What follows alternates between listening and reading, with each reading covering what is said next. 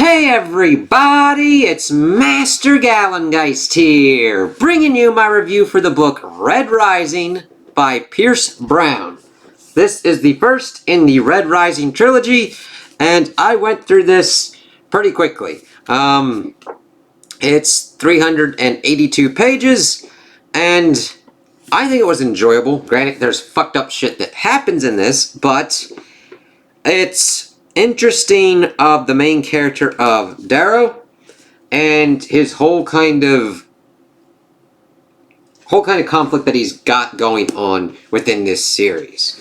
Because Red Rising pretty much is talking about him. He is a Red. We learn that they are miners on Mars. It's like, oh, okay, well, at least specifically Darrow. We learn that they think that they have been put into this position to ready Mars for colonization.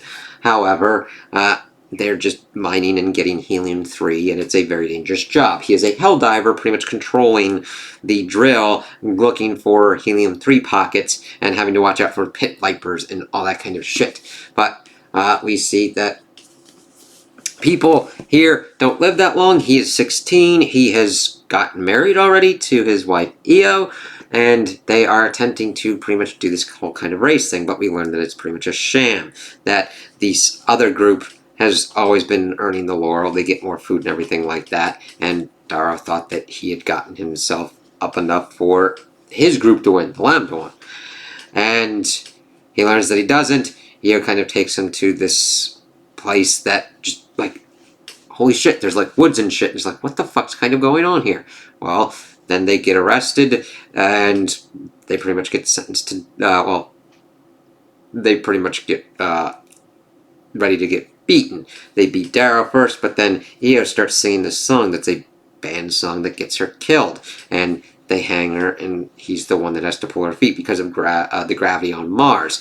And he does so, killing her, and then he decides to take her body down and bury her, and they decide to kill him. However, he is not killed. His uncle gives him something that allows him to pretty much get taken by the Sons of Ares. He is buried, but they take him out, and they pretty much send him upon his task of opening his eyes to the world and understanding what they can use him for.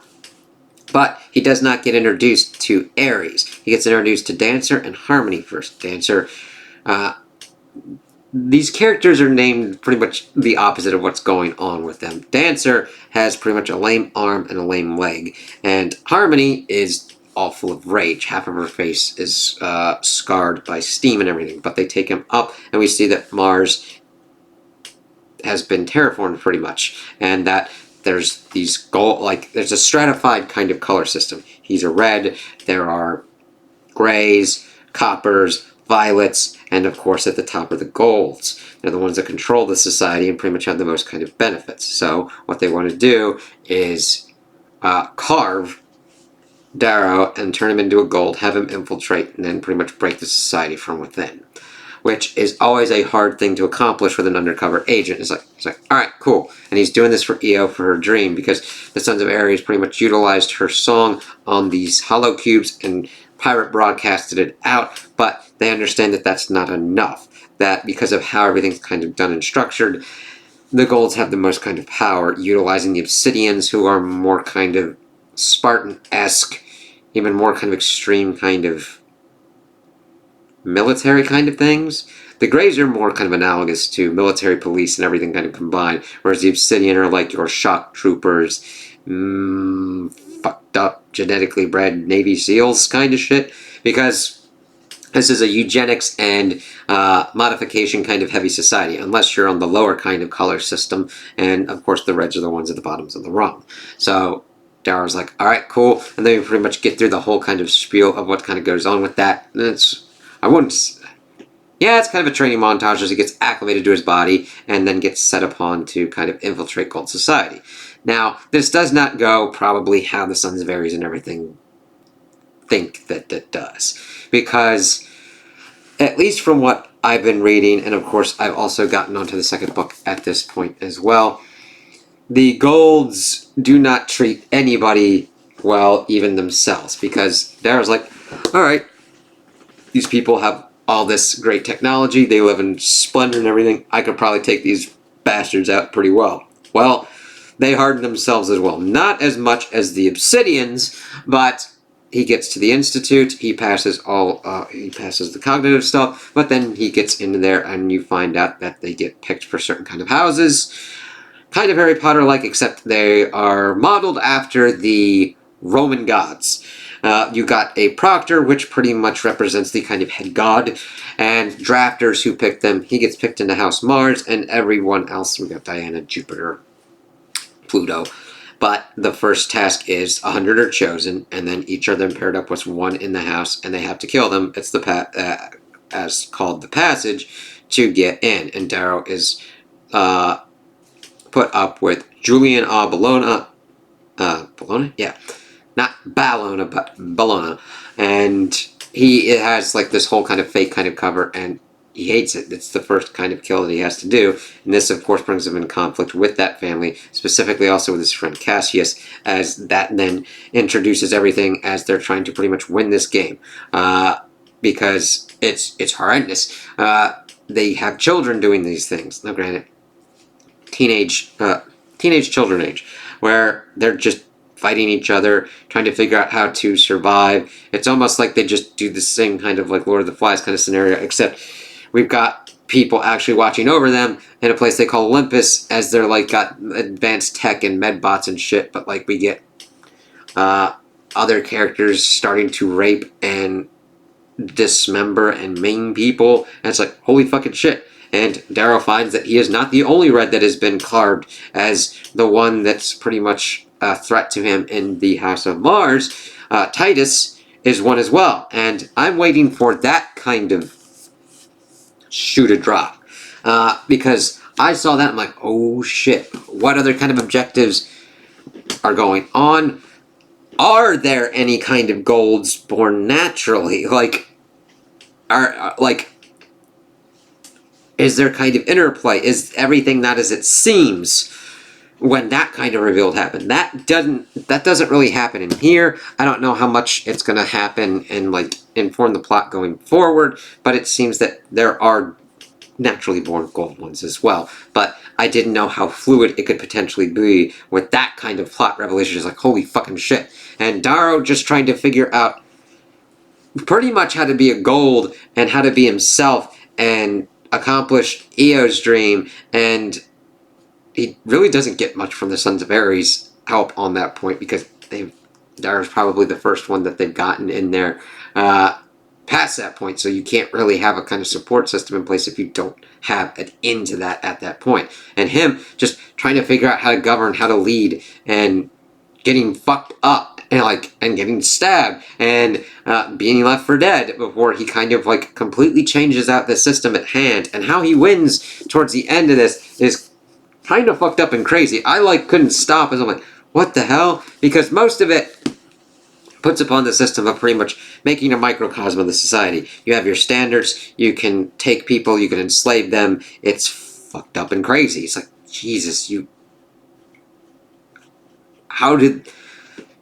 it's a fucked up kind of society system. It's like, this shouldn't work. Like, granted, we got fucked up shit ourselves, but that's like vastly into the future, and they're like doing this on Mars and terraform parts of it, and Darrow is just trying his kind of best. And the thing is, I didn't know if I would like him or not. He does definitely go more into his rage kind of modes, but when he starts using his empathy and his tactics and everything and trying to be better, that's where it really connects with me. Like, he doesn't go complete edge, teen angst, nuts, and when I'm mainly talking about poorly done angst and everything. That is not what this does. This feels more balanced and more rather than just being like, I'm being whiny kind of stuff, where he's got legitimate fucking problems. His wife is dead. He is removed from his family, and he is trying to fulfill his wife's kind of promise. And he says, at one point in the book, he says, I live for you. And Eo kisses him on the cheek, then says, you must live for more. It's like, and he's kind of trying to do that, trying to make a kind of better society that they would have been able to do more, be more. And it just really gets fucked up towards the end, as the houses are kind of consolidating, and we learned that it's even rigged even more. The arch-governor, who pretty much watched over EO being executed, has pretty much rigged the game to try and get his son to win. And Daryl's like, fuck that noise. But the thing is, as everything kind of goes on, he doesn't get out of this thing with a kind of clean win. He loses friends and companions along the way, which are kind of heart-wrenching as how it happens, before he does something unthinkable, where most of them pretty much take over and rule the kind of city, well, the kind of house structure on the ground. Darrow's like, fuck this shit. Takes pretty much all these people that he's taken from other houses, pretty much cast off the enslaved, the ones that have deserted the system, the ones that are outside. And he storms Olympus, he storms the seat of the gods. He kills one of the proctors, which should have pretty much fucked him over, depending upon what was kind of going on. However, that would have vastly fucked up the plot, so I kind of understand it. And probably because they're like, did one of the students just kill the proctor? Yeah. And then they were able to pretty much like take on the rest of the other proctors and captured that. And captured most of the other houses. And before he gets pretty much the first kind of pick and gets under the tutelage of the arch-governor Augustus. And that's mainly pretty much to protect himself. Otherwise, the society learned that there was no meritocracy and it's all corrupt, decadent pieces of bullshit, which they try and definitely downplay the decadence kind of aspect. It would probably shatter it, which is pretty much Darrow's objective. He's not trying to do this to kind of protect the governor. He's trying to put himself into a position to help out all those, and it is a harder objective than he first realizes. I'm glad it doesn't go as simple as making a simple answer to this kind of complex solution. And the second book definitely continues upon that path of that not being easy answers, especially when we start getting other things kind of thrown into it. But I would definitely recommend this. It was speedy for me, even with trying to figure out certain kind of different kind of words. What is kind of the slang of the time that is being made and certain other kind of words, but it kind of just draws you in. And the chapters are done at a nice kind of pace. Sometimes the chapters are a little bit shorter than others, but never to the point where it's like a one-page chapter or whatnot. And if it is, it's done for like a certain kind of specific reason. Not in this that I can remember a one-pager, but it's very hard to get a book that has nicely spaced chapters where I know how fast I can get through a certain kind of bit, and then I'm like, alright, here's a nice kind of stopping point. This has nice stopping points with their chapters where I'm like, I definitely want to read more, but like, I can just stop right here because I need to go do something else, or I'm done for the night. I just really was able to get through it, and it's like, 382 pages. Not that bad. So I'm interested to see where this series goes next, because we got Golden Sun and Morning Star, and I've got those two on deck.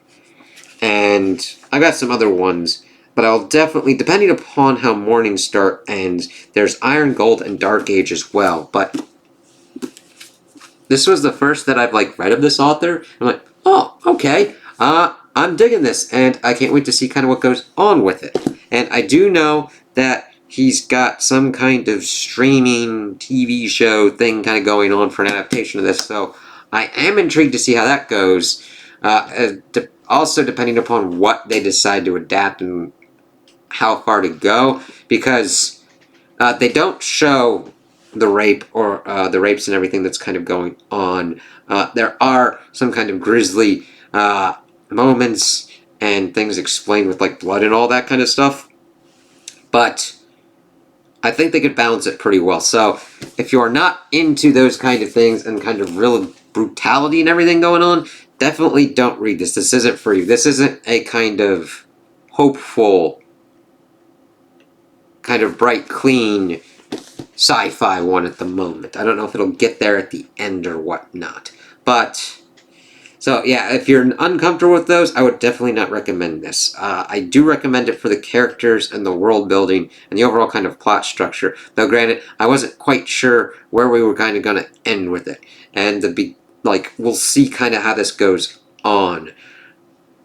Because I'm enjoying the second one, but we'll see. I'll talk about those kind of things that I've got with it when I get finished with that. But this at least has a nice kind of overall structure, and you kind of understand where it's kind of going after it's kind of been plotted out.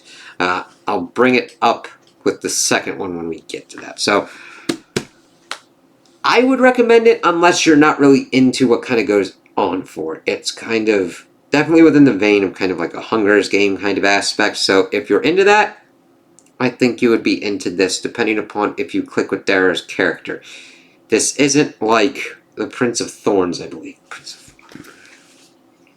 Because I read that one and I'm like, that was more kind of edgy.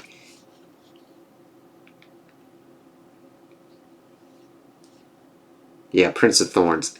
Not like that, but I could definitely see how people would be like getting that same kind of vibe off of Darrow, but he doesn't get to that kind of point where I'm like, you're just being edgy to be edgy. You're just like being a sadistic little fuck to be a sadistic little fuck. He has fights within himself for the understanding of like what's the right thing to do, and I like that we get that from him. We mainly get it from his perspective. I don't know if we'll have any kind of switching like to any other perspective, but we'll kind of see what goes on. So I would definitely recommend this if you're into sci-fi and into pretty much the basic kind of premise and to see kind of what goes on from it. So those are my opinions on the book. Tell me what you guys think in the comments below. If you liked it, if you didn't like it, if you agree with me, if you disagree with me. Also like and subscribe, and I hope you have a good day.